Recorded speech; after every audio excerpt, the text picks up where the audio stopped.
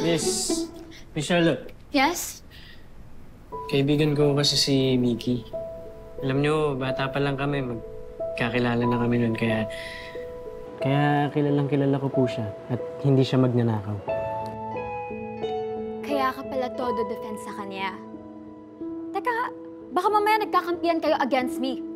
Ma'am, hindi po. Maniwala po kayo. Mabait na tao po yun si Mickey. At sana po bigyan niyo siya ng chance para maipakita po niya sa inyo na hindi niya kaya nakawin yung gamit niyo.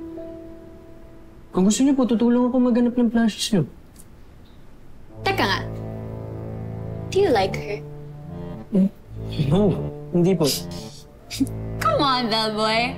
Alam mo, kanina ko pa naaamoy yung smell of unrequited love. Ma'am, wala po talaga, hindi po. Magkaibigan lang kami ni Mickey. Friends lang. Kung ganon, edi, you better help her nga. Kasi kung hindi niyo talaga mahahanap yung plushie, hindi lang si Mickey yung ika-cancel ko. Kundi, i-broadcast ko rin sa lahat ng followers ko na you have feelings for her. In fairness, sweet ka pala.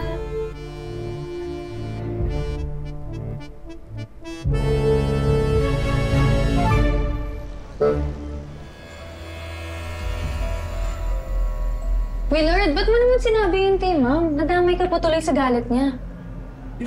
Ano magagawa ko? Unfair naman kasi kung ika-cancel ka niya sa vlog niya. Alam mo, valid naman yung feelings ni Ma'am Charlotte kasi nawalan siya ng gamit. Pero minsan, sobra na nang bibintang sila agad tapos isi-threaten na ika-cancel sa social media. Sana huwag naman tayo padalos-dalos. Kaya gusto kong tumulong. Kasi ayoko mawalan tayo ng trabaho. Tsaka ayoko rin naman na walang tatanggap sa atin na employer, no? Huwag ka mag-alala. Hanapin ko yung plushies na yun. So, saan tayo magsisimula? Kasi kung matagal na palang may nakawan ng stuffed toys dito sa hotel, hindi kaya yung matandang staff yung nagnanakaw nun? Possible, pero maraming matatagal na rito, Willard. Hindi naman pwedeng isa-isahin natin bawat depart.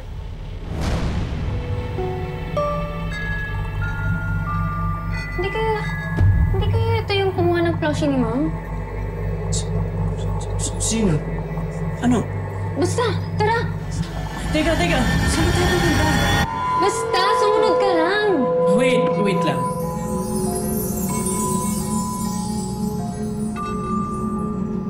Miguel, huwag mo sabihin may nakita ka na lang ng multuan.